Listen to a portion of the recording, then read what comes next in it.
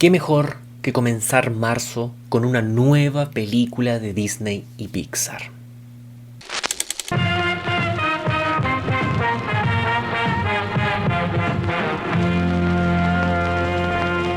Bienvenidos seres humanos que tuvieron la genial idea de hacer clic en este video, bienvenidos al canal Pancho en 70 milímetros en esta oportunidad para hablar de la película Hoppers, también llamada Operación Castor, dirigida por Daniel Chong. La razón principal de por qué estoy hablando de esta película antes de su estreno oficial es porque al menos acá en Chile tuvimos un preestreno en los días 28 de febrero y 1 de marzo y yo simplemente aproveché esa oportunidad. Y déjenme decirles, para ir directo al grano, que valió totalmente la pena la ida al cine. Esta es una película sumamente entretenida, sumamente disfrutable y con buenas intenciones por todos lados. Y esto último yo siempre lo he destacado con películas animadas que intentan dejar un mensaje, que intentan dejar algún tipo de enseñanza para su público objetivo. En el caso de Hoppers, evidentemente es el tema medioambientalista y por lo general sale airosa de eso. Porque no solo deja en claro que evidentemente los humanos hemos destruido el planeta, nos hemos apropiado de territorios que antes pertenecían a los animales, en donde había un ecosistema bastante tranquilo, relajado, en paz, sino que además logra entregar este mensaje de que al final del día todos habitamos el mundo, todos estamos en este mundo y todos merecemos ese respeto, ese derecho a vivir en él. Entonces, como decía, si este tipo de mensajes llegan de buena forma hacia el público más infantil o preadolescente, que evidentemente termina siendo el público objetivo de todo el visionado, entonces creo que estamos ante un visionado exitoso. Estamos ante una experiencia funcional, una experiencia que se puede recomendar fácilmente. Eso sí, si entran a esta película esperando un nivel de seriedad o un tono adulto más particular, como por ejemplo el de Ratatouille, el de Soul o varias otras películas en donde realmente las temáticas se sentían más maduras, como apuntado a un público más adulto, aquí no lo van a encontrar. Las temáticas son importantes y los adultos pueden disfrutar de la película, pero evidentemente está dirigida a un público mucho más joven.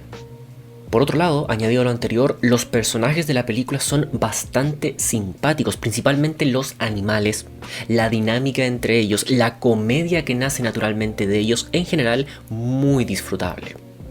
Por consiguiente, esta conexión con el público no solo se da de forma fácil, sino que además se siente bien ganada.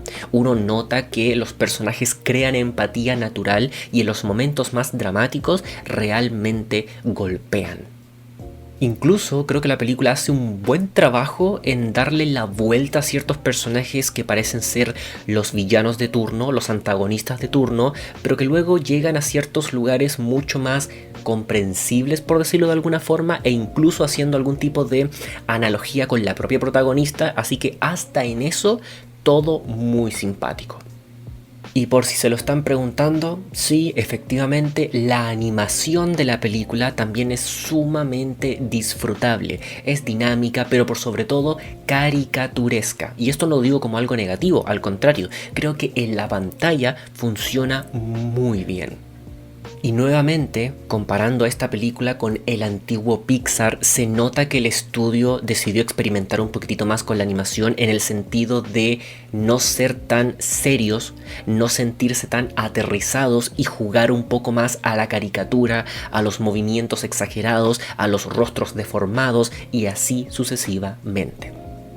Yo en lo personal prefiero mil veces la animación de Los Increíbles, de Bichos, de Ratatouille, es decir, del antiguo Pixar, pero no tengo ningún problema en reconocer que esta animación más tontorrona, vamos a decir, funciona muy bien. Igual de colorida, con muy buenos detalles, pero más caricaturesca.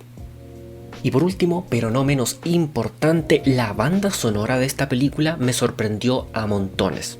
No porque sea tan trascendente o disruptiva, sino más bien porque esporádicamente es sumamente emocionante.